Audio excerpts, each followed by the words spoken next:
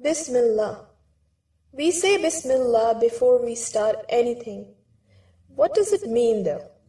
Bismillah means in the name of Allah. But isn't that kind of an incomplete statement? In the name of Allah? What? What in the name of Allah? Why do we say that? What does it actually mean? Now, a lot of the time when I ask this question, children say that it is to seek help from Allah subhanahu wa ta'ala. And that's correct. But then why don't we just say, oh Allah, help me?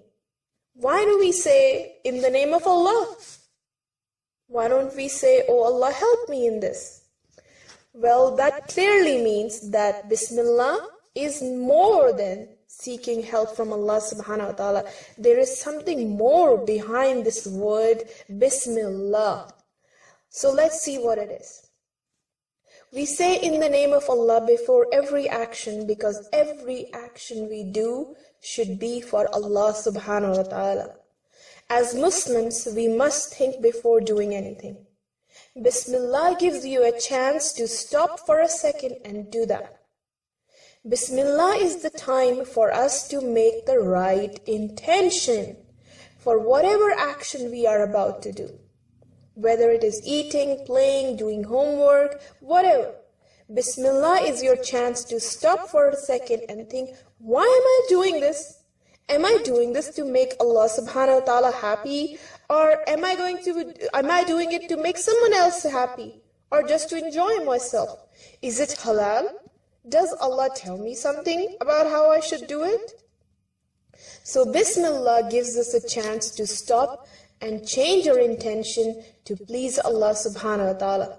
We know in Islam that Allah subhanahu wa ta'ala rewards us and punishes us according to what our intention was.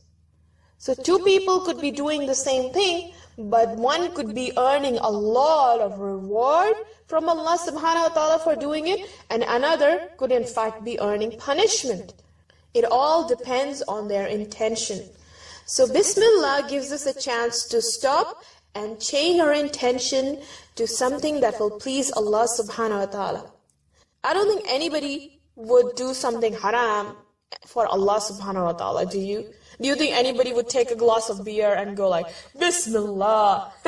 No way, right? As soon as they say Bismillah, they will automatically stop like, whoa, what am I doing? This won't please Allah subhanahu wa ta'ala. Let me give you an example of changing your intention. How can you make eating roasted chicken an act of worship? Something Allah subhanahu wa ta'ala rewards you for, like you are eating with every bite, you're getting reward. But before you eat, you say Bismillah. But more than that, when you are saying Bismillah, you remember what? I am doing it in the name of Allah.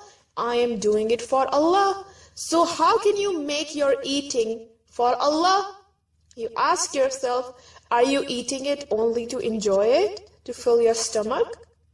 Or how can you make your eating for Allah? You can change your intention. You could say, I am eating so I have more energy and then I can do something good for the sake of Allah. I can go and help my mom or do homework or pray or do something else good. Then the reason you are eating is not to enjoy, but to do something good to please Allah subhanahu wa ta'ala. Hence, it becomes an act Allah will reward you for. It becomes an act of worship for you. You eating roasted chicken becomes an act of worship for you. Wow, isn't that amazing? This is the power of intention. So don't just keep saying Bismillah, Bismillah, Bismillah before everything and you never ever even stop to think. No. Take a second when you say Bismillah before every action you do, and inshallah every action you do will become an act of worship. Number two. Saying Bismillah reminds us of Allah subhanahu wa ta'ala. It reminds us that Allah subhanahu wa ta'ala is watching us. And then inshallah, we do the action with IHSAAN.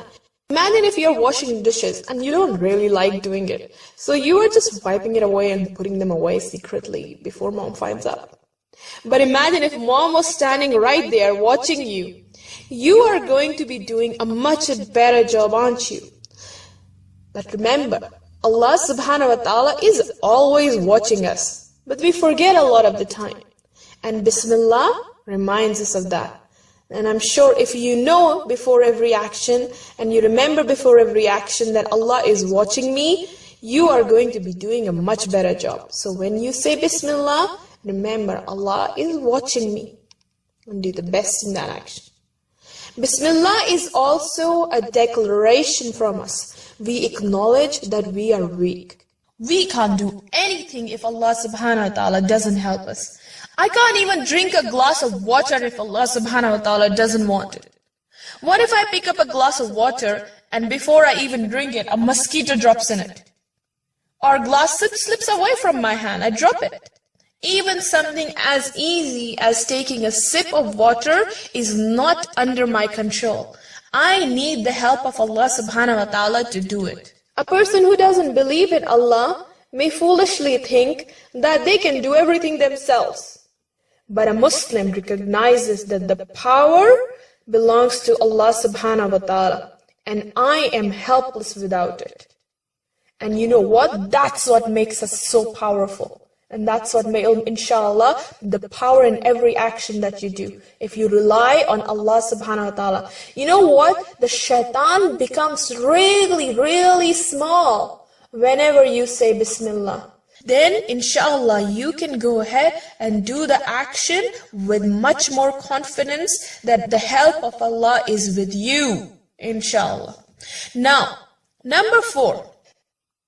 You know, you have made the intention that I am doing this to please Allah subhanahu wa ta'ala. I am doing this for Allah. And you know that you have the help of Ar-Rahman, you have the help of Allah subhanahu wa ta'ala, who has all the power in the world. So then you can go ahead and do the action with full confidence. You should not hesitate after that.